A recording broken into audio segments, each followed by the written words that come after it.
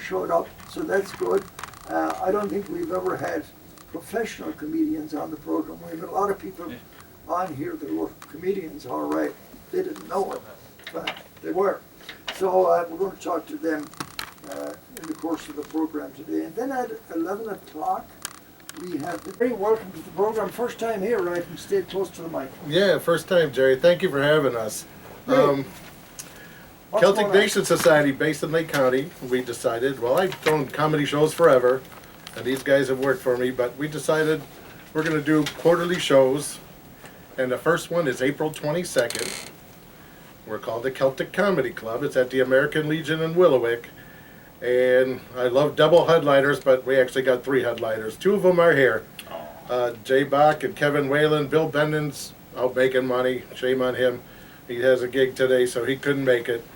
But these guys got to kind of be worried. I told them, hey, we got a radio gig, and they kept telling me I have the perfect face for radio. I was taking it as a compliment, but I'm not so sure now. Okay. But the event is, doors open at 7 o'clock. It's at the American Legion in Willowick.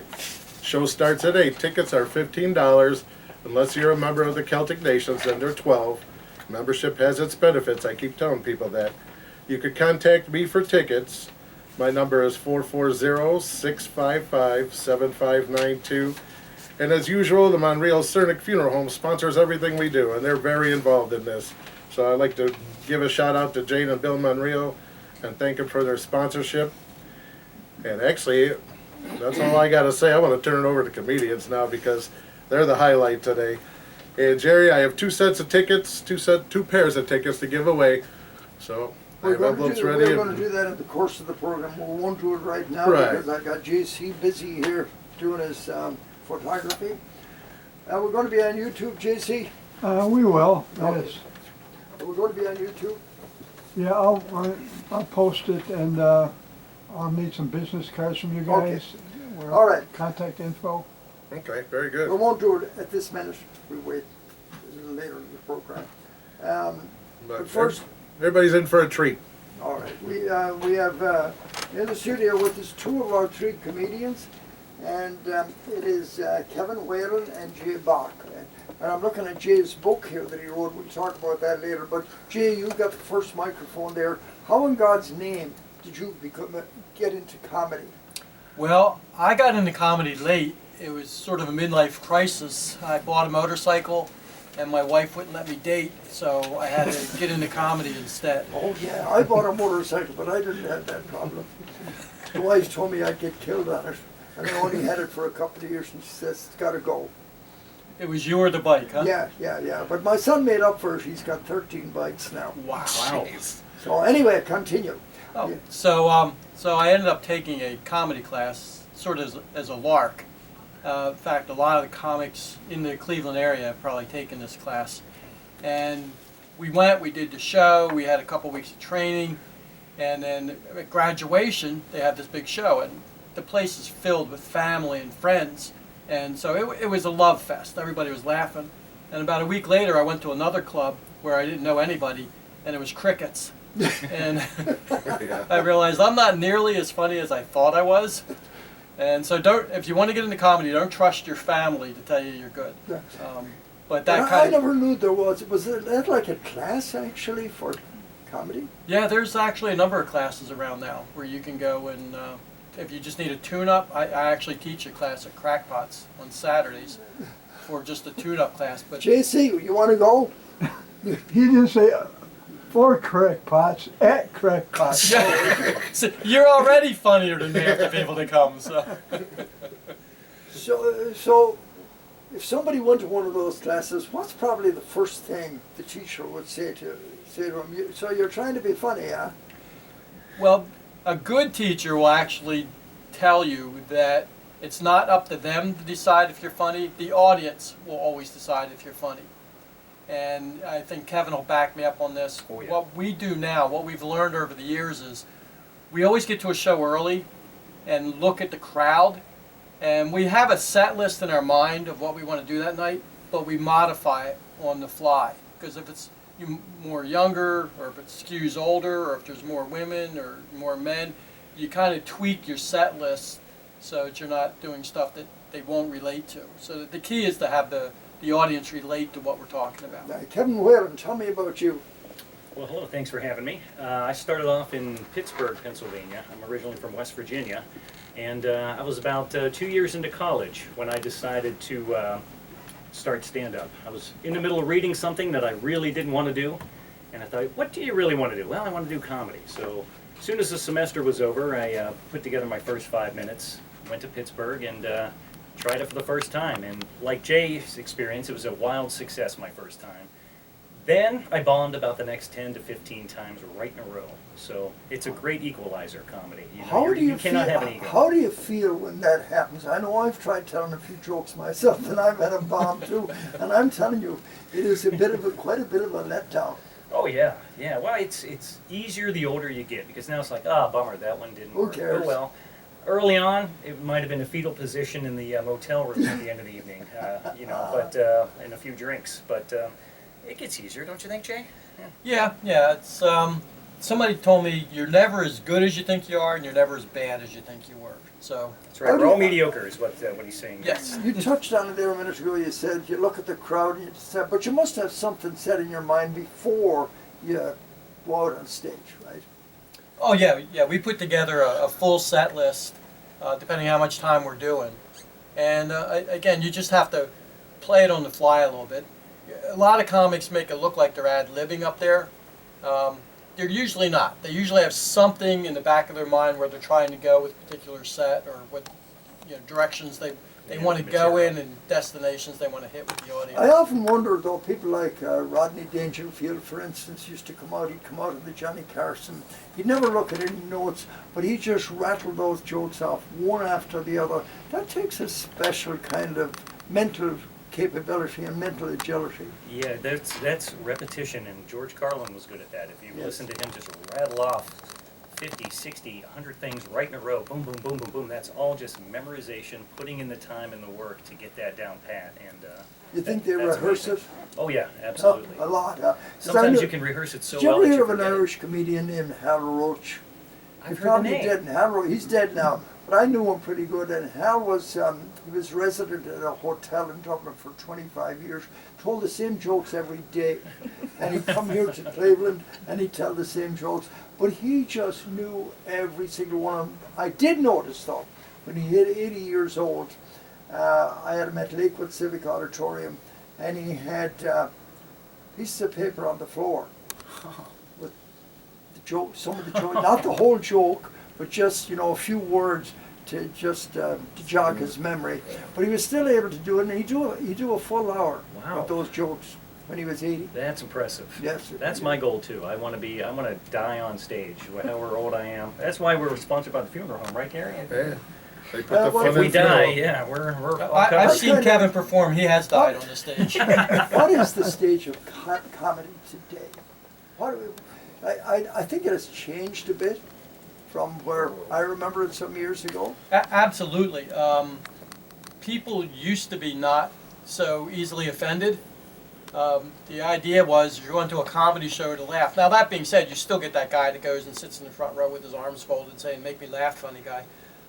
But you almost can't be too concerned with offending people anymore. Otherwise, you're not you. And comedy has to be genuine.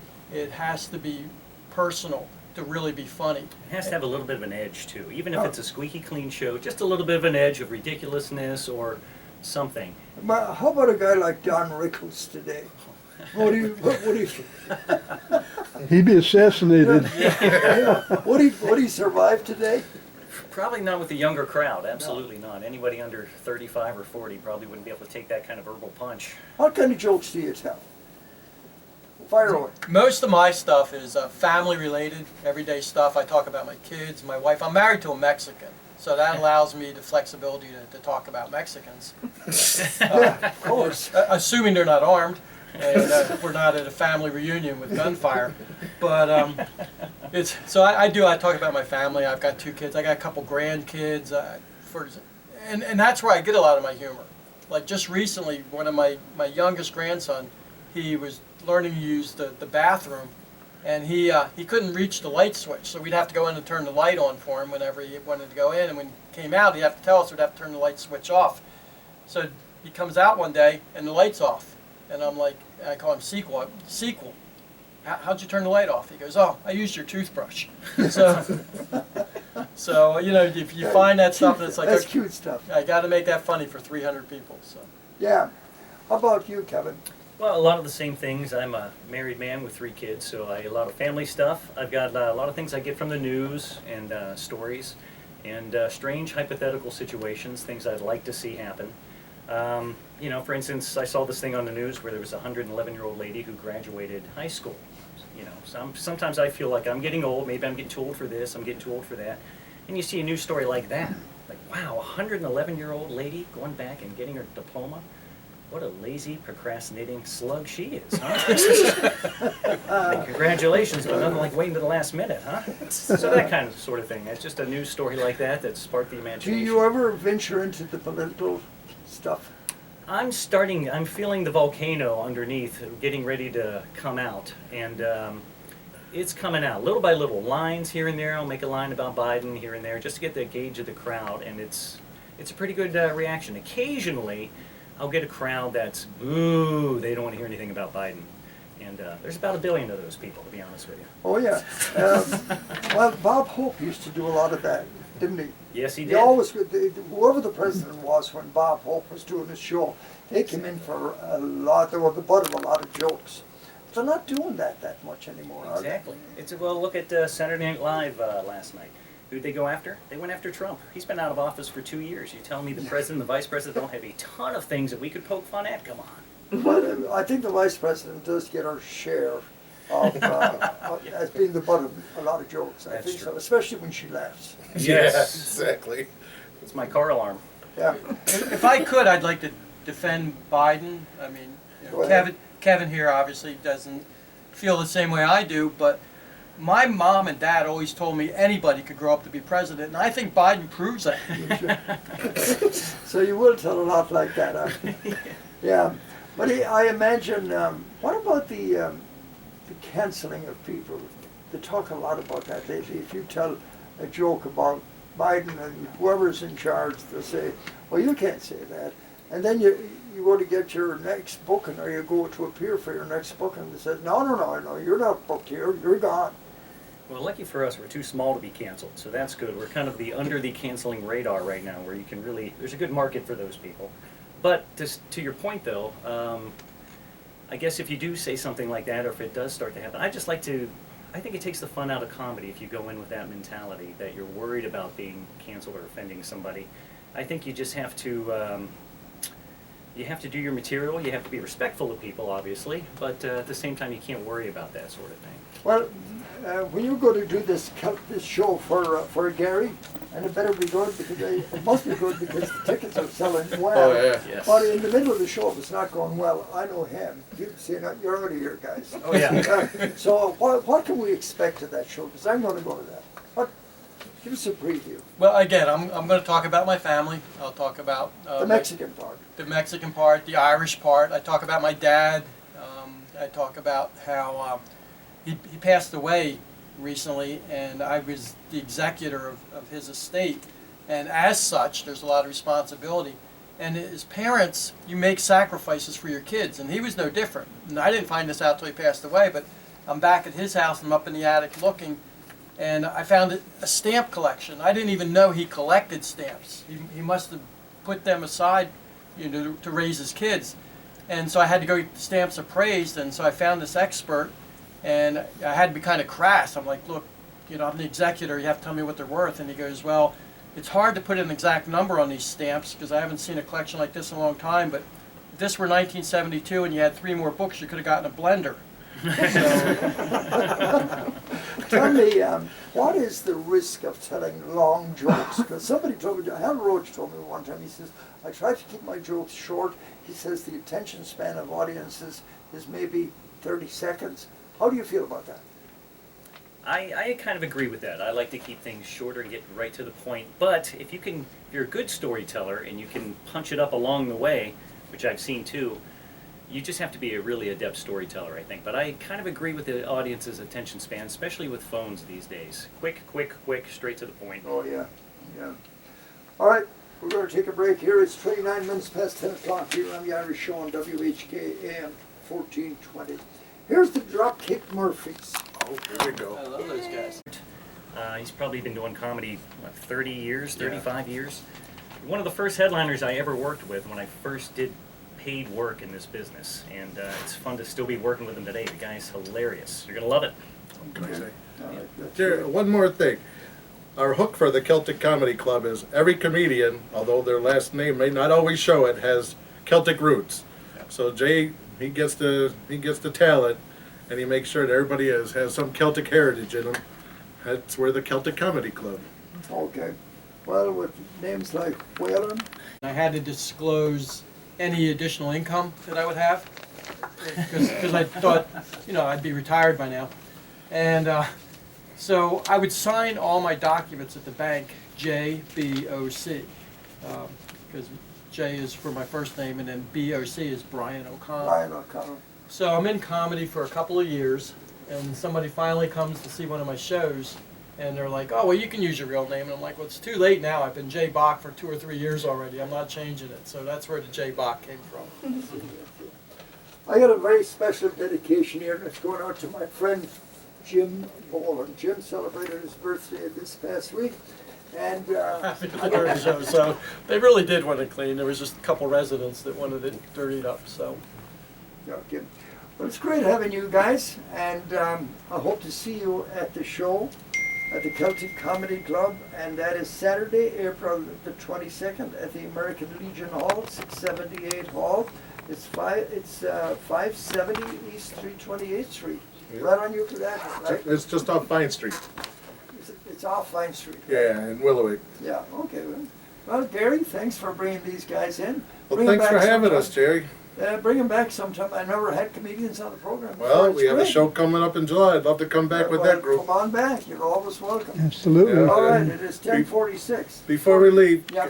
I just want to say, I talked to you earlier, rest in peace, Frank Prito. Everybody knew him. Oh, yeah. Great guy. And my wife's here with me today, Janice Burnell, leader of the Celtic Nations Ladies Drill Team. You'll see him in Akron, Lake County, and the Cleveland Parade this year. So That's great. God bless. Good We're luck, looking ladies. forward to that big month